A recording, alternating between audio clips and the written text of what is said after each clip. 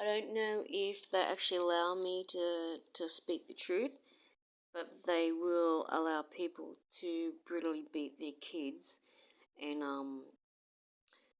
actually accumulate money through bashing or killing and eating animals online. But I don't know if they allow you to speak the truth. But anyway, here goes. Yeah, about the public health care, and this is all public health care doctors like operate on someone with money, but poor people are sent home to die. Like in another example, I met a guy that had half his stomach hanging out,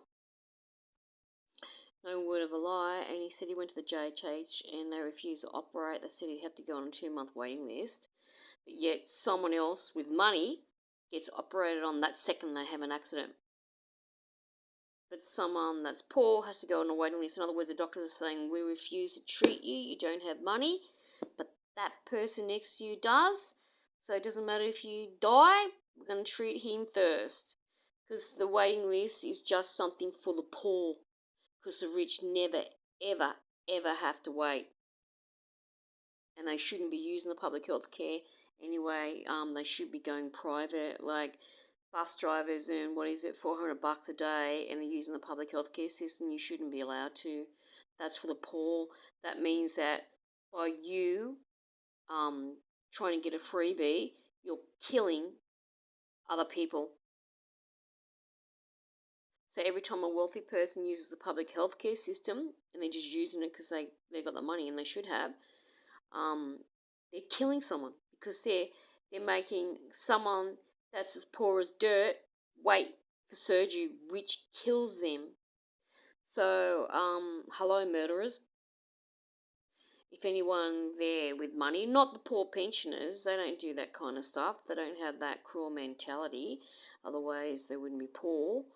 Yeah, hello murderers, and that's to everyone that's got a high-paid job that uses the public health care system. You know, by every time you put yourself first, because the doctors are greedy, they will take your money first, you've killed some poor person. So, hello murderers. Yeah, and yeah, one other guy said to me, I'd say he was wealthy because he was well dressed like a wealthy man and spoke like a wealthy man. Well, he unfortunately had to end on the pension, which is about $20 a day, a cup of coffee and a piece of fruit, and one vegetable. That's what you get. Yeah, and anyway, what happened was he told me, because I was trying to Google how to stop myself, how to help myself with bleeding stomach ulcers, and everything I've tried does not work. I've tried cabbage, 1,000 of them. I've tried veganism, it doesn't work. I've tried just eating meat, it doesn't work. It's all bull for money. When people say they've healed themselves of stomach ulcers, it's a lot of bull crap.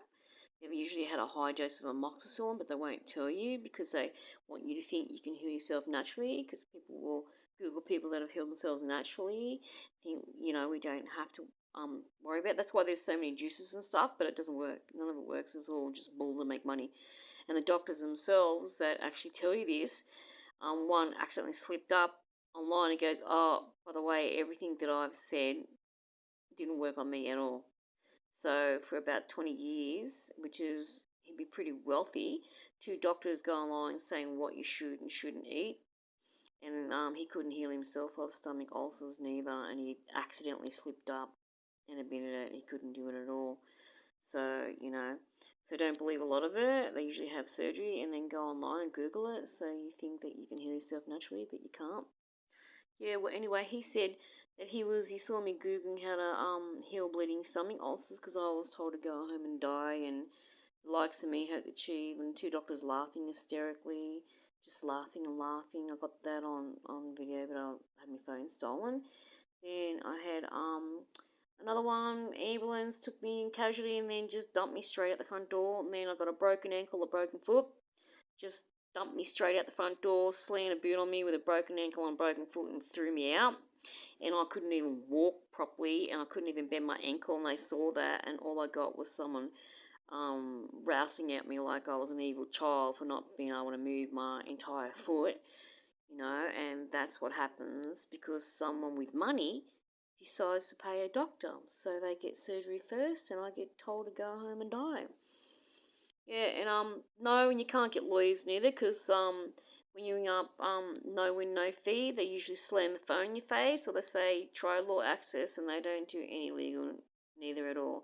So by them knowing that you have such huge medical neglect problems, they know that you can't afford a lawyer, and they refuse to do no win for you. So that's why 3 of my neighbours are dead. They're on the pension. One religious. Another one, she had a hole in her head through a car accident, ended up on the pension. They put a band-aid on it for 6 years. She had seizures, dead. Then another one said he was pissing out a bathtub of blood, stomach problems, and told to go home. Then the guy at the library told me that he was actually put straight in the morgue. They just put him straight down the morgue with dead people, and he was still alive. So he walked out and went home. Yeah, he said take a recorder with you because they'll all make up bullshit. And then my brother's ex-girlfriend's mum, she died of stomach problems, and they didn't operate on her on time and broke down. She was fat, but she was really skinny. She couldn't even eat. Yeah, and then I saw a lady, she had a massive car accident and had 2 broken ribs, and they were actually Googling weddings and stuff and gossiping while she was screaming in pain.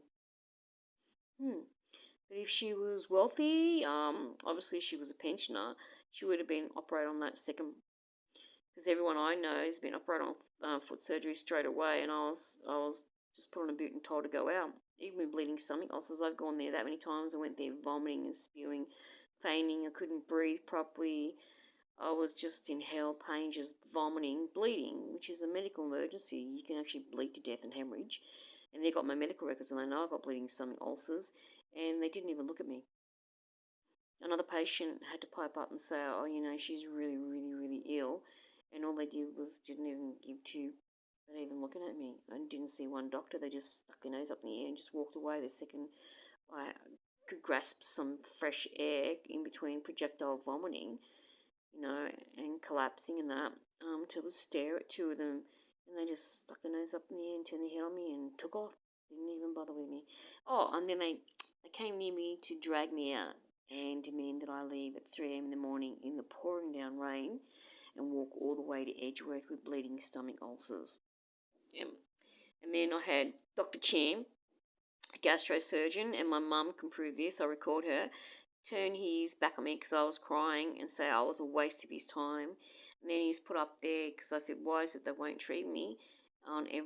He's put up on my medical records, refused to treat this patient under any circumstance.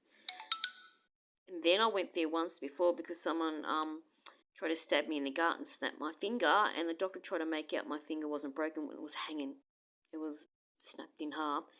And I said, hang on a minute, and I went to grab my phone. The second he saw me go to grab my phone, I said, now say that again, that's not broken, it's all in my mind. And he had to take a cough and then said, oh, no, it is broken, because he knew I would sue him.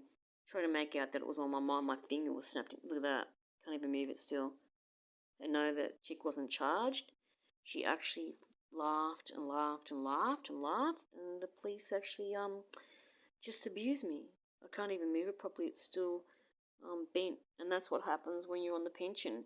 Then I went flying on the bus. The bus driver nastily accelerated, didn't even bother stopping. I went from the front all the way to the back. My arm snapped. I'm screaming in sheer agony. Went to the hospital again after 7 hours. 7 hours of waiting, and there was only about five of us there. The young so-and-so doctor gave me a drop-dead evil look to say, oh, I wish you'd die. Went straight in. I knew that second they do that, because a lot of the doctors do that, because I didn't have enough gold dripping from all over me. Yeah, and stuff like that. So anyway, what happened was he knew he could mistreat me. So I went in there, and the nurse was nice enough, but she had to say sorry on the evil one's behalf. They took a scan, but they didn't have a proper one. They should have put me in one of those machines, sent me backwards and forwards, because someone else said their son had that done. But of course, I'm just a pensioner, and I'm, a female to boot, so I don't deserve any treatment at all, because I'm just too poor. So anyway, they did something that wouldn't show up where my bone was broken, and they knew it, and the doctor did know it too as well. So she said, oh, it's not broken. And I'm telling you, I couldn't even move my arm 1 millimeter. And I still weep. My eye still weeps because of all the pain through being snapped that bad. I couldn't move it at all. Couldn't lift my arm up to brush my hair, nothing. So I've had a dislocated shoulder, broken foot, broken ankle that's still broken a year later. They won't even operate on. They just sent me straight in the back. I got 2 bleeding stomach ulcers, which is a medical emergency, and I was told to go home and die. And then they found a tumour in my arm and a tumour in my stomach. Oh, and there's a big, massive black tumour in my back. And he said that all the doctors that I've seen, and I've seen about 25, 30, the ones at Charlestown couldn't even give a shit about telling me. And you can have a look at amagoodperson.com, Jozy-ann Hurley, that it's still there and it's getting bigger. And all I got was the likes of me